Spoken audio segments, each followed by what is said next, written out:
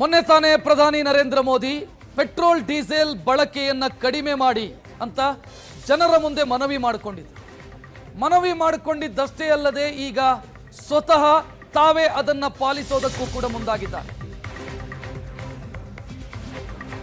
ಕರೆ ಕೊಟ್ಟ ಬೆನ್ನಿಗೆ ಅವರ ಬೆಂಗಾವಲು ವಾಹನಗಳ ಸಂಖ್ಯೆ ಕಡಿಮೆಯಾಗಿದೆ. ಅರ್ಧಕ್ಕಿಳಿಸಿದ್ದಾರೆ ಬೆಂಗಾವಲು ವಾಹನಗಳ ಸಂಖ್ಯೆ. ಎಸ್ಪಿಜಿ ಭದ್ರತೆ ಇರುವಂತ ಪ್ರಧಾನಿ ತಮ್ಮ ಬೆಂಗಾವಲು ವಾಹನಗಳ ಸಂಖ್ಯೆಯನ್ನ ಅರ್ಧಕ್ಕಿಳಿಸಿದ್ದಾರೆ. ಜೊತೆಗೆ ಎಲೆಕ್ಟ್ರಿಕ್ ಕಾರುಗಳನ್ನು ಬಳಸೋದಕ್ಕೂ ಕೂಡ ಸೂಚನೆಯನ್ನ ಕೊಡಲಾಗಿದೆ. ಪ್ರಧಾನಿ ಎಸ್ಪಿಜಿ ಭದ್ರತೆ ಹೊಂದಿರೋರು ದೊಡ್ಡ ಮಟ್ಟದ ಬೆಂಗಾವಲು ವಾಹನಗಳಿರುತ್ತೆ. ಆದರೆ ಈಗ ಆ ಬೆಂಗಾವಲು ವಾಹನಗಳ ಸಂಖ್ಯೆಯನ್ನ ಅರ್ಧದಷ್ಟು ಇಳಿಕೆ ಮಾಡಿಕೊಳ್ಳಲಾಗಿದೆ.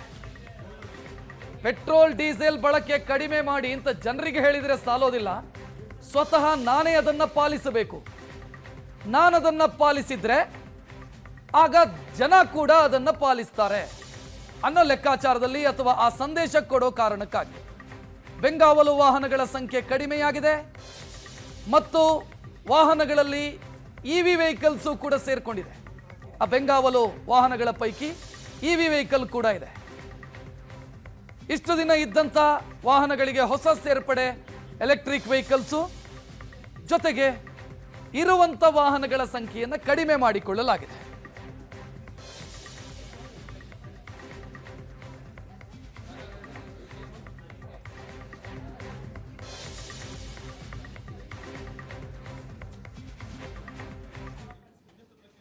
ಸ್ವತಃ ಇದನ್ನ ಪಾಲಿಸ್ತಾ ಇರುವಂತ ಪ್ರಧಾನಿ ಬೇರೆ ಬೇರೆ ರಾಜ್ಯದ ಮುಖ್ಯಮಂತ್ರಿಗಳಿಗೂ ಕೂಡ ಕರೆ ಕೊಟ್ಟಿದ್ದಾರೆ, ನೀವು ಅದನ್ನ ಮಾಡಿ ಅಂತ. ಅದರಲ್ಲೂ ಕೂಡ ಬಿಜೆಪಿ ಅಧಿಕಾರದಲ್ಲಿರುವಂತ ರಾಜ್ಯಗಳ ಮುಖ್ಯಮಂತ್ರಿಗಳು ಅವರಿಗೆ ಈ ಸೂಚನೆಯನ್ನು ಕೊಡಲಾಗಿದೆ. ಹಲವು ರಾಜ್ಯಗಳಲ್ಲಿ ಜಾರಿಯಾಗಿದೆ. ಬೆಂಗಾವಲು ವಾಹನಗಳ ಸಂಖ್ಯೆಯನ್ನು ಕಡಿಮೆ ಮಾಡುವಂತ ಪ್ರಯತ್ನ ಆರಂಭ ಆಗಿದೆ. ವಿವಿಐಪಿ ಆಗಿರೋದ್ರಿಂದ ಭದ್ರತೆಯ ವಿಚಾರದಲ್ಲಿ ಕಾಂಪ್ರಮೈಸ್ ಮಾಡಿಕೊಳ್ಳೋದಕ್ಕೆ ಸಾಧ್ಯ ಇಲ್ಲ. ಆದರೆ ಬೆಂಗಾವಲು ವಾಹನಗಳ ಸಂಖ್ಯೆಯನ್ನು ಎಷ್ಟು ಸಾಧ್ಯವೋ ಅಷ್ಟು ಕಡಿಮೆ ಮಾಡಿಕೊಳ್ಳಬಹುದು. ಬೆಂಗಾವಲು ವಾಹನಗಳೇ ಇಲ್ಲದೆ ಓಡಾಡೋದಕ್ಕೆ ಸಾಧ್ಯ ಇಲ್ಲ. ಆದರೆ ಎಷ್ಟು ಸಾಧ್ಯವೋ ಅಷ್ಟು ಕಡಿಮೆ ಮಾಡಿಕೊಳ್ಳುವಂಥ ಪ್ರಯತ್ನ ಬೇರೆ ಬೇರೆ ರಾಜ್ಯದ ಮುಖ್ಯಮಂತ್ರಿಗಳು ಕೂಡ ಇದನ್ನು ಪಾಲಿಸ್ತಾ ಇದ್ದಾರೆ. ಅದರಲ್ಲಿ ಬಿಜೆಪಿ ಎಲ್ಲೆಲ್ಲಿ ಅಧಿಕಾರದಲ್ಲಿದೆಯೋ ಅಲ್ಲಿನ ಮುಖ್ಯಮಂತ್ರಿಗಳು. ಯೋಗಿ ಆದಿತ್ಯನಾಥ್ ಅವರು ಕೂಡ ಇದನ್ನ ಜಾರಿ ಮಾಡಿದ್ದಾರೆ ಈಗಾಗಲೇ ಉತ್ತರ ಪ್ರದೇಶದಲ್ಲಿ. ಇದರ ಜೊತೆಗೆ ಬೇರೆ ಬೇರೆ ರಾಜ್ಯದಲ್ಲೂ ಕೂಡ ಇದು ಜಾರಿ ಆಗ್ತಾ ಇದೆ. ಮಹಾರಾಷ್ಟ್ರ ದೇವೇಂದ್ರ ಫಡ್ನವೀಸ್ ಮಂತ್ರಿಗಳು ಅನುಮತಿ ಇಲ್ಲದೆ ವಿಮಾನ ಪ್ರಯಾಣ ಮಾಡಬಾರದು, ತೈಲ ಬಳಕೆ ಕಡಿಮೆ ಮಾಡಿ ಅಂತ ಶಾಸಕರು ಮತ್ತು ಮಂತ್ರಿಗಳಿಗೆ ಸೂಚನೆಯನ್ನು ಕೊಟ್ಟಿದ್ದಾರೆ. ಮುಖ್ಯಮಂತ್ರಿ ದೇವೇಂದ್ರ ಫಡ್ನವೀಸ್ ಸೂಚಿಸಿರುವುದು ಮಂತ್ರಿಗಳು ವಿನಾಕಾರಣ ವಿಮಾನ ಪ್ರಯಾಣ ಮಾಡಬಾರದು ಮತ್ತು ಶಾಸಕರು ಕೂಡ ಪೆಟ್ರೋಲ್ ಡೀಸೆಲ್ ಬಳಕೆಯನ್ನು ಕಡಿಮೆ ಮಾಡಬೇಕು ಅಂತ. ಅಂದ್ರೆ ಒಬ್ಬ ಶಾಸಕನಿಗೆ ಇಂತಿಷ್ಟು ಅಂತ ತಿಂಗಳಿಗೆ ಪೆಟ್ರೋಲ್ ಅಲವೆನ್ಸ್ ಕೊಡಲಾಗುತ್ತೆ. ಅದರಲ್ಲೇ ತಗ್ಗಿಸುವಂತ ಪ್ರಯತ್ನದ ರೀತಿಯಲ್ಲಿ ಕಾಣ್ತಿದೆ ಇದು. ಅಲ್ಲೇ ಕಟ್ ಮಾಡಿದರೆ ಪೆಟ್ರೋಲ್ ಡೀಸೆಲ್ ಬಳಕೆ ಕಡಿಮೆ ಆಗುತ್ತೆ ಅಂತ ಸೂಚನೆಯನ್ನು ಈಗಾಗಲೇ ಕೊಡಲಾಗಿದೆ. ಯೋಗಿ ಆದಿತ್ಯನಾಥ್ ಅವರ ಬೆಂಗಾವಲು ವಾಹನಗಳ ಸಂಖ್ಯೆಯೂ ಕೂಡ ಕಡಿಮೆಯಾಗಿದೆ ಅನ್ನುವಂಥ ಮಾಹಿತಿ.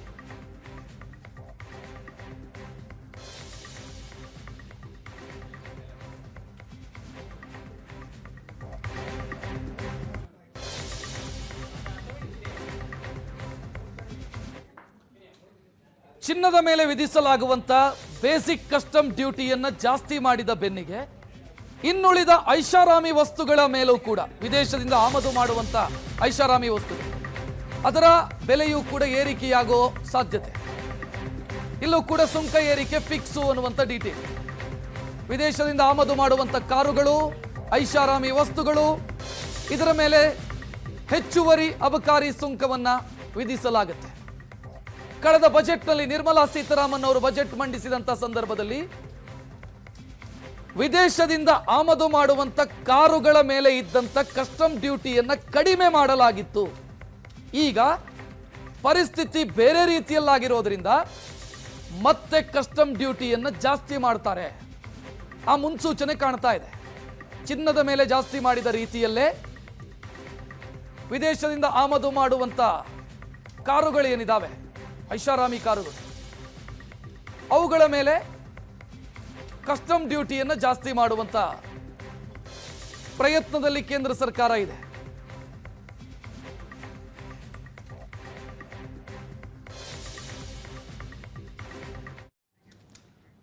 ಚಿನ್ನದ ಮೇಲೆ ಅಬಕಾರಿ ಸುಂಕವನ್ನು ಜಾಸ್ತಿ ಮಾಡಿದ್ದಾಗಿದೆ. ನೆಕ್ಸ್ಟ್ ಏನು ಅನ್ನೋದು ಈಗಿರುವಂಥ ಕುತೂಹಲ. ಇದರ ಮಧ್ಯೆ ಈಗ ಕ್ಯಾಬಿನೆಟ್ ಮೀಟಿಂಗ್, ಕೇಂದ್ರದ ಸಚಿವ ಸಂಪುಟ ಸಭೆ ನಡೆಯೋದಕ್ಕಿದೆ. ಆ ಸಚಿವ ಸಂಪುಟ ಸಭೆಯಲ್ಲಿ ಏನೇ ನಿರ್ಧಾರಗಳನ್ನು ತೆಗೆದುಕೊಳ್ಳುತ್ತಾರೆ ಅನ್ನುವಂಥ ಕುತೂಹಲ ಸಹಜ. ಚಿನ್ನದ ಮೇಲೆ ಆಮದು ಸುಂಕ ಹೆಚ್ಚಳವಾಗಿದ್ದಾಯಿತು, ಮುಂದಕ್ಕೆ ಯಾವುದು? ಈಗಾಗಲೇ ಹೇಳ್ತಾ ಇದ್ದೆ ನಾನು, ಐಷಾರಾಮಿ ವಸ್ತುಗಳು, ಐಷಾರಾಮಿ ಕಾರುಗಳು, ವಿದೇಶದಿಂದ ಆಮದು ಮಾಡುವಂಥ ವಸ್ತುಗಳ ಮೇಲೆ ಹೆಚ್ಚುವರಿ ಸುಂಕ. ಕ್ಯಾಬಿನೆಟ್ ಅಲ್ಲಿ ಇದರ ಬಗ್ಗೆ ನಿರ್ಧಾರವನ್ನು ತೆಗೆದುಕೊಳ್ಳಲಾಗುತ್ತಾ ಅನ್ನುವಂಥ ಪ್ರಶ್ನೆ.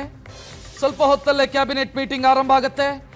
ಆ ಮೀಟಿಂಗ್ನಲ್ಲಿ ತೆಗೆದುಕೊಳ್ಳುವಂಥ ನಿರ್ಧಾರದ ಬಗ್ಗೆ ಕುತೂಹಲ ಇದೆ, ಜೊತೆಗೆ ಆತಂಕನೂ ಇದೆ. ಯಾವುದರ ರೇಟ್ ಜಾಸ್ತಿ ಆಗತ್ತೆ, ಹೆಂಗಾಗತ್ತೆ ಅಂತ.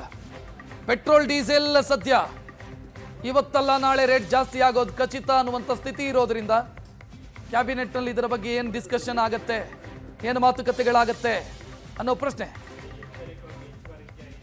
ಒಂದು ವೇಳೆ ಪೆಟ್ರೋಲ್ ಡೀಸೆಲ್ ರೇಟ್ ಜಾಸ್ತಿ ಆಯಿತು ಅಂತಂದ್ರೆ ದಿನಬಳಕೆ ವಸ್ತುಗಳ ದರವೂ ಕೂಡ ದೊಡ್ಡ ಮಟ್ಟದಲ್ಲಿ ಏರಿಕೆಯಾಗತ್ತೆ. ಮತ್ತೊಂದು ಸುತ್ತಿನ ಅಥವಾ ದೊಡ್ಡ ಪ್ರಮಾಣದ ಬೆಲೆ ಏರಿಕೆಗೆ ದೇಶದ ಜನ ಸಜ್ಜಾಗುವಂತ ಸ್ಥಿತಿ. ಚಿನ್ನ ಬೆಳ್ಳಿಯ ರೇಟ್ ಜಾಸ್ತಿ ಆದ್ರೆ ನಾವು ಖರೀದಿ ಮಾಡಲ್ಲ ಒಂದು ವರ್ಷದ ನಂತರ ಅಂತ ಯೋಚನೆ ಮಾಡಬಹುದು. ಪೆಟ್ರೋಲ್ ಡೀಸೆಲ್ ರೇಟ್ ಜಾಸ್ತಿ ಆದ್ರೆ ಆ ಆಯ್ಕೆನೇ ಇಲ್ಲ. ಪೆಟ್ರೋಲ್ ಡೀಸೆಲ್ ರೇಟ್ ಜಾಸ್ತಿ ಆಯಿತು ಅಂತ ತಕ್ಷಣ ನಿಮಗೆ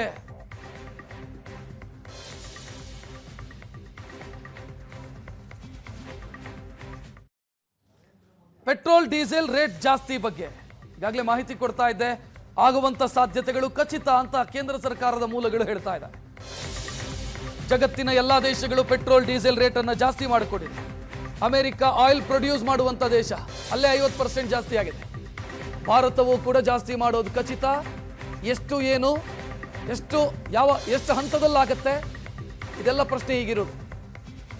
20ರಿಂದ 25% ಅಂತಂದ್ರೆ ಲೀಟ್ರಿಗೆ 25 ರೂಪಾಯಿ ಜಾಸ್ತಿ ಆಯ್ತು. ಬಟ್ ಒಂದೇ ಹಂತಕ್ಕೆ ಮಾಡ್ತಾರಾ ಅಥವಾ ಹಂತ ಹಂತದಲ್ಲಿ ಮಾಡ್ತಾ ಹೋಗ್ತಾರಾ? ಜನರಿಗೆ ಹೊರೆಯಾಗದ ರೀತಿಯಲ್ಲಿ ಅಥವಾ ಹೊರೆ ಅಂತ ಅನಿಸದ ರೀತಿಯಲ್ಲಿ, ಗೊತ್ತಾಗದ ರೀತಿಯಲ್ಲಿ ಜಾಸ್ತಿ ಮಾಡ್ತಾ ಹೋಗ್ತಾರಾ? ಇದೆಲ್ಲ ಪ್ರಶ್ನೆಗಳಿದಾವೆ. ಪೆಟ್ರೋಲ್ ಡೀಸೆಲ್ನ ರೇಟ್ ಜಾಸ್ತಿ ಮಾಡಬೇಕಾದಂಥ ಅನಿವಾರ್ಯತೆಗೆ ಕೇಂದ್ರ ಸರ್ಕಾರ ಸಿಲುಕಿರೋದು. ತೈಲ ಕಂಪನಿಗಳು ದಿನಕ್ಕೆ 1,000 ಕೋಟಿ ನಷ್ಟ ಅನುಭವಿಸ್ತಾ ಇದೆ. ತಿಂಗಳಿಗೆ 30,000 ಕೋಟಿ. LPG ಸೇರಿದ್ರೆ ಇನ್ನೂ ಜಾಸ್ತಿ ಆಗುತ್ತೆ. 1,100 ಕೋಟಿಯಷ್ಟು ನಷ್ಟ ಪ್ರತಿದಿನ ಆಗ್ತಿದೆ ತೈಲ ಕಂಪನಿಗಳಿಗೆ. HPCL, BPCL ಮತ್ತು MRPL, IOCL ಇದರದ ಲೆಕ್ಕ. ಈ ಕಡೆ ಖಾಸಗಿ ಕಂಪನಿಗಳು ಈಗಾಗಲೇ ರೇಟನ್ನು ಜಾಸ್ತಿ ಮಾಡಿಕೊಂಡಿದ್ದಾವೆ. ಅದು ನಯಾರ ಇರ್ಬೋದು, ಶೆಲ್ ಇರ್ಬೋದು, ಬೇರೆ ಬೇರೆ ಖಾಸಗಿ ಕಂಪನಿಗಳಿರ್ಬೋದು, ಅವ್ರು ಜಾಸ್ತಿ ಮಾಡಿಕೊಂಡಾಗಿದೆ.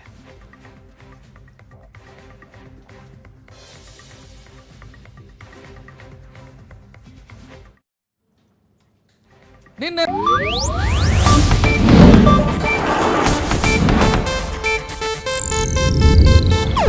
ಇದು ಏಷ್ಯಾನೆಟ್ ನ್ಯೂಸ್ ನೆಟ್ವರ್ಕ್ ಪ್ರಸ್ತುತಿ.